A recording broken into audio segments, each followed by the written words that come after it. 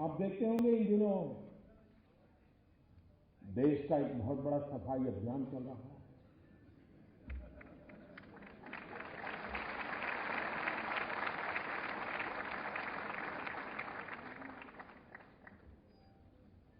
अगर गंदगी का बड़ा ढेर हो और वहां से आप गुजरते हैं तो दुर्गंध आती है। बार बार आते हैं जाते हैं तो पता है कि अब यहां दुर्गंध शुरू हो जाएगी, वहां पहुंचेंगे तो पूरी हो जाएगी।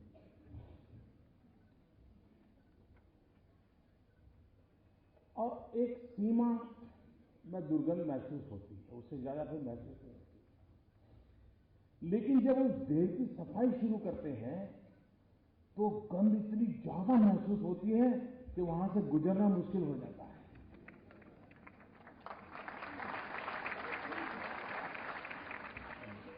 गंध का ढेर वैसे जब ऐसा पड़ा है तो एक सीमा तक की गंध महसूस होती है, लेकिन जैसे ही उसको सफाई करना उठाना शुरू कर दिया तो ऐसी गंध महसूस होती है। आजकल आप देख रहे होंगे कैसी कैसी गंध महसूस हो रही है।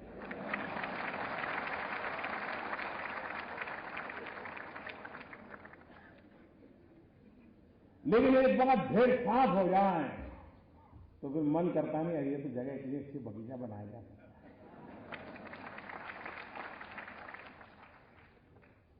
शांत इतने सालों का ढेर गंध भरी पड़ी है,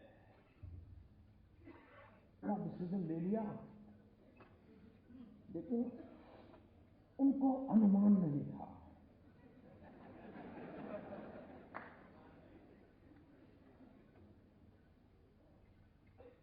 ये बात सही है कि बहुत सी चीजों का मैंने अनुमान किया था, लेकिन एक चीज का अनुमान करने में विफल हो गया मैं नहीं कर पाया। अब वो मेरा देश मेरे संस्कार था क्या था मुझे मालूम नहीं, लेकिन मैं नहीं कर पाया। मैंने जब ये पूरा काम के लिए दिमाग खपा रहा था, योजना बना रहा था, कभी सोचा नहीं था कि देश के राजनेता कुछ और कुछ राजनीतिक दल हिम्मत के साथ बेईमानों के साथ खड़े हो जाएंगे।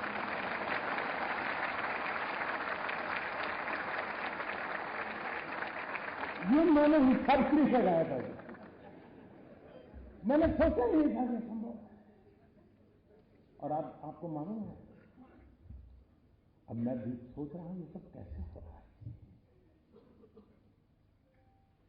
पाकिस्तान घुसपैठियों को हिंदुस्तान में भेजना हो तो क्या करता है, वो सीमा पर फायरिंग शुरू कर देता है, तो फिर हमारी फौज भी बिजी हो जाती है उसके साथ, तो इधर उधर चलती रहती है आमने सामने और लपक करके वो घुस जाते हैं।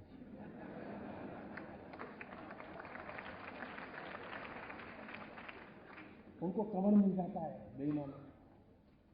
इन दिनों संसद में आपने देखा होगा तू मन है, तो इन लोगों को पीछे से मुझे अब समझ आया ये होहल्ला किसकी भलाई के लिए किया जा रहा है। पुराने जमाने में देखा होगा आपने, मेले होते मेले, उसमें पिक पॉकेटर आते हैं, तो उनको लगता है ये सबसे बढ़िया जगह है, एक दिन में ज्यादा बिक्री कमाई हो सकती है, जेब कतरे आ जाते हैं। लेकिन वो बड़े चापा चालाक करते हैं, वो जेब कतरा जेब काटेगा तो उसका जो साथी दूर खड़ा है उसको पता चलता है आप काम हो गया, तो उधर की तरफ दौड़ता है, ये चोर चोर भाग रहा है, चोर भाग रहा है, चोर भाग रहा है, तो पुलिस सब वहां भागेगी और वो जेब कतरा आराम से उधर से निकल जाएगा।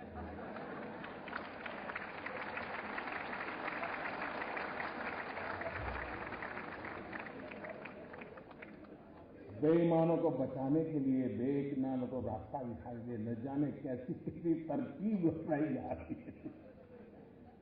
लेकिन भाइयों बहनों, देश देखिए, दुनिया को इस बात को समझना होगा, जनता को कष्ट कम नहीं हुआ है, बहुत तकलीफ झेली है।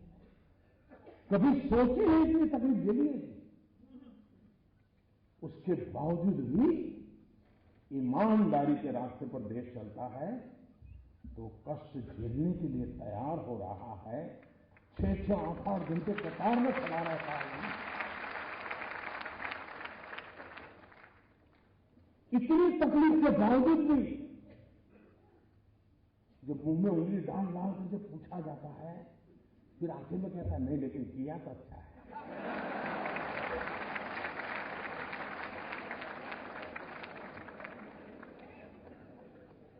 साथ मैं देश के राजनेताओं को कहना चाहता हूं कि हम 125 करोड़ देशवासियों की ताकत से भरपूर हैं। ऐसा सद्भाग्य नहीं मिल सकता है कि जहां 125 करोड़ देशवासी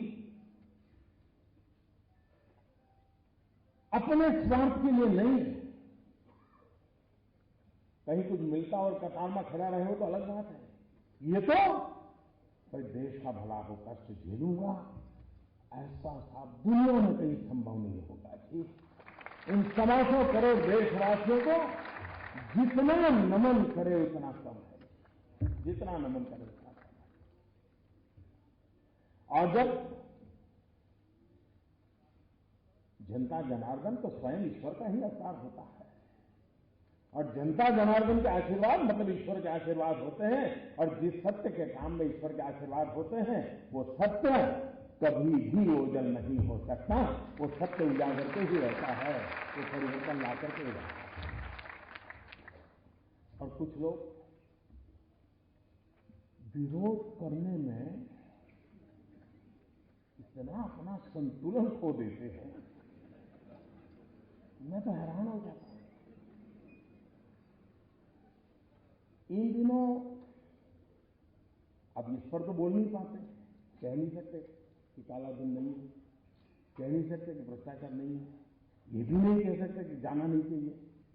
तो लेकिन कुछ तो बोलना है तो क्या बोले, लेकिन बोलने में ऐसी गड़बड़ करते हैं, ऐसी गड़बड़ करते हैं जी।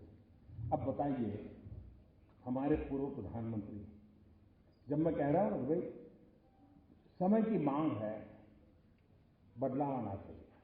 अब एक जमाना था चांदी का रुपया होता था, वही करेंसी में चलता था।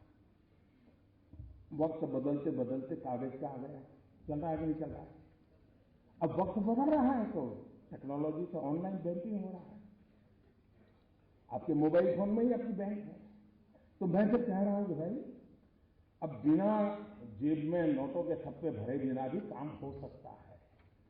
तो भारत के पूर्व प्रधानमंत्री डॉक्टर मनमोहन सिंह जी, और लोगों को लगता है कि मनमोहन सिंह जी वित्त मंत्री थे, फाइनेंस हमारे देश के प्रधानमंत्री थे, लेकिन बहुत कम लोगों को मालूम है कि 1970-72 से वो देश की अर्थव्यवस्था की कोर टीम में हमेशा रहे हैं।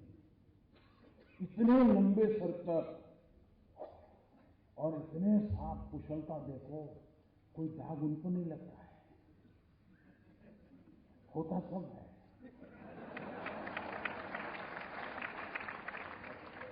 उन्होंने अभी ऐसा कहा, जब मैं कैशलेस की बात करता हूं, उन्होंने कहा कि जिस देश में 50% लोग गरीब हो, वहां ये टेक्नोलॉजी वगैरह कैसे हो सकता है।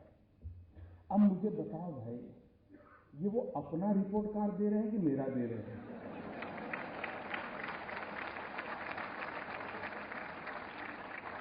ये 50% गरीबी, ये विरासत किसकी मैं झेल रहा हूं जी। मनमोहन सिंह जी, आप विरोध करें कोई बात नहीं, आप पूर्व प्रधानमंत्री हैं, हम गंभीरता से लेते हैं आपकी बात को, लेकिन आप अपना रिपोर्ट कार्ड दे रहे हैं, ये मुझे खुशी हो रही है। उनके एक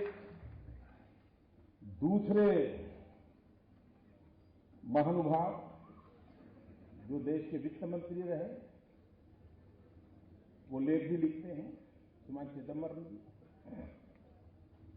उन्होंने कहा कि हमारे देश में 50% गांवों में अभी भी बिजली नहीं है, तो कैशलेस कैसे करोगे? अब बताइए साहब, कहीं पर बिजली थी किसी गांव में, मैंने आकर के खंभा उखाड़ दिएगा।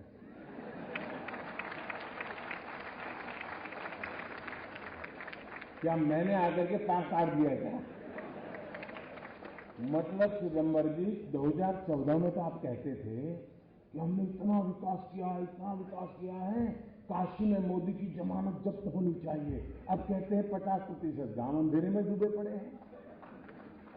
ये मोदी का विरोध करने में, ये देखिए साहब, एक काशी का बच्चा है,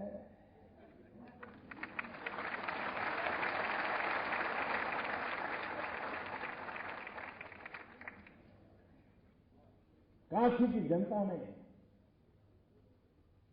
मुझे पाला,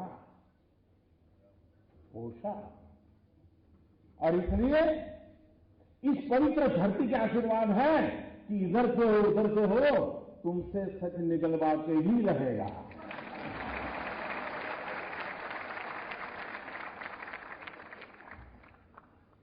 उनके एक युवा नेता हैं, अभी भाषण सीख रहे हैं, ऐसा कहते हो गया।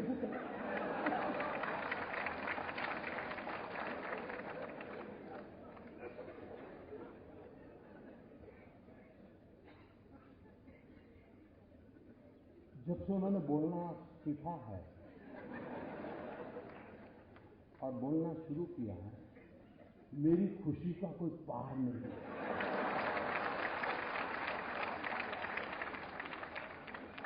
2009 में पता ही नहीं चलता था कि भाई इस पैकेट के अंदर क्या है,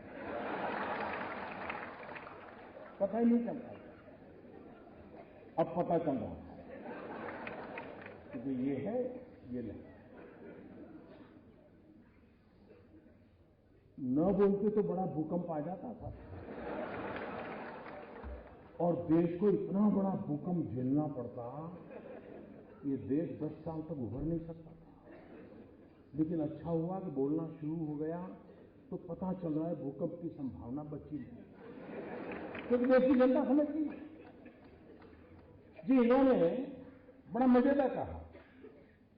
उन्होंने कहा, जिस देश में 60% लोग अनपढ़ हो, वहां मोदी ऑनलाइन बैंकिंग की बात कैसे कर सकता है?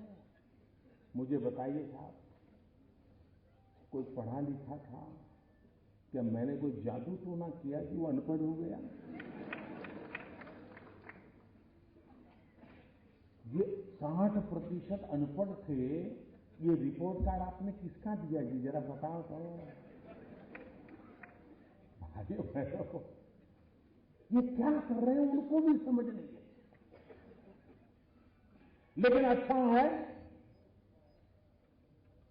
किसी का काला धन खुल रहा है तो किसी का काला मन खुल रहा है।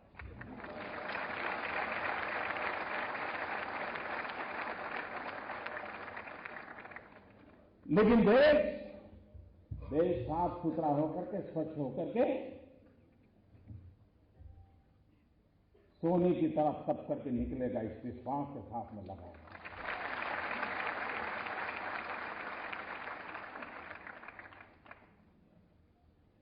मैं यूनिवर्सिटी के कैंपस में आया हूं, पढ़े लिखे लोग हैं, मेरा आपसे आग्रह है,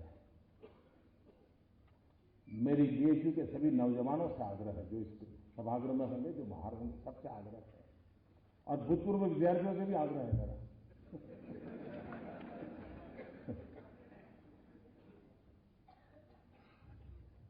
काला धन, भ्रष्टाचार की सफाई तो हो, लेकिन फिर से पनपे नहीं, इसकी भी व्यवस्था होनी चाहिए। इसमें मुझे आपकी मदद चाहिए, पढ़े लिखे नौजवानों, और वो मदद चाहिए कि हम ऑनलाइन बैंकिंग की और लोगों को तैयार करें। अब चाहे मोबाइल फोन से भी पेमेंट देकर के किया जा सकता है, चाहे मोबाइल फोन से पेमेंट लेकर के बेचा जा सकता है, हर चीज संभव है। आपके मोबाइल फोन में ही आपकी बैंक है। अगर आपका बैंक में खाता है, आप आराम से उसको ऐप को डाउनलोड करके कारोबार चला सकते हैं। हम जितना ज्यादा ये करेंगे, ये नोटों का खेल बंद होना शुरू हो जाएगा। और इसलिए भ्रष्टाचार, काले धन के खिलाफ की लड़ाई हमको जीतनी है। जाली नोट, उसको तो 8 नवंबर को ही उसको दफना दिया गया। आतंकवाद, नक्सलवाद, माओवाद, नॉर्थ ईस्ट में इंसर्जेंसी, सारा कारोबार एक एक झटके में चौपट हो गया। बहुत बड़ी मात्रा में नक्सल लोग आजकल सरेंडर करने लगे हैं, क्योंकि खिलाएगा कौन? पुरानी नोट तो चलती नहीं है। भाइयों बहनों, कुछ निर्णय ऐसे होते हैं कि जो समाज जीवन में एक बहुत बड़ा बदलाव लाते हैं। और कुछ लोगों को विरोध करना है। आप हैरान होंगे साहब, देश की सेना के जवान मौत को मुट्ठी में लेकर के पाकिस्तान में जाते हैं, आतंकवादियों से भिड़ते हैं, उनका खात्मा बुला करके वापिस आते हैं, जिंदा लौट करके आते हैं। कुछ लोगों को उसकी भी परेशानी हो गई कि सर्जिकल स्ट्राइक हुआ था कि नहीं हुआ था, बता। फिर उनको लगा कि देश का मिजाज अलग है, तो फिर चुप हो गए। देश की इंस्टीट्यूशंस को इस प्रकार से माहौल बनाना कितना शोभा देता है क्या। लेकिन मुझे विश्वास है मेरे प्यारे भाइयों बहनों, और काशी की धरती पर से मुझे जो आशीर्वाद मिले हैं, नई ताकत मिली है, मुझे विश्वास है कि देश जिन इरादों को लेकर के हमारा साथ दे रहा है, उन इरादों को पूरा करने में हम कोई कसर नहीं छोड़ेंगे। बहुत बहुत धन्यवाद।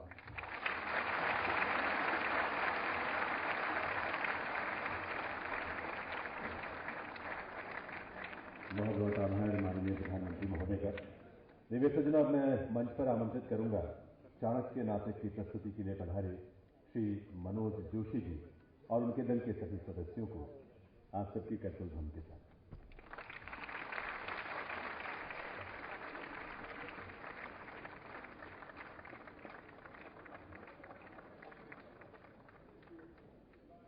चाणक्य जिसकी 1000 प्रस्तुतियां हो चुकी हैं, आज 1001वीं प्रस्तुति को देखने का अवसर अब से कुछ ही देर बाद हम सबको मिलेगा।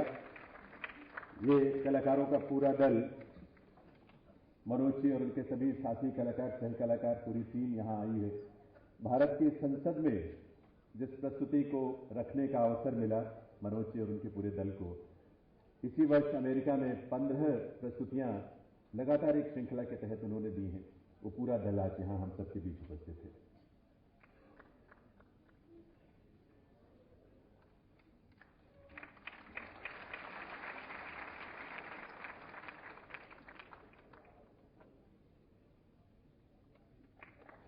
बहुत बहुत आभार माननीय प्रधानमंत्री महोदय का उनके यहां पधारने के लिए, उनके संबोधन के लिए, उनकी गरिमामयी उपस्थिति से। राष्ट्रीय संस्कृति महोत्सव, काशी हिंदू विश्वविद्यालय के विशेष इस शताब्दी वर्ष के दौरान उनका आगमन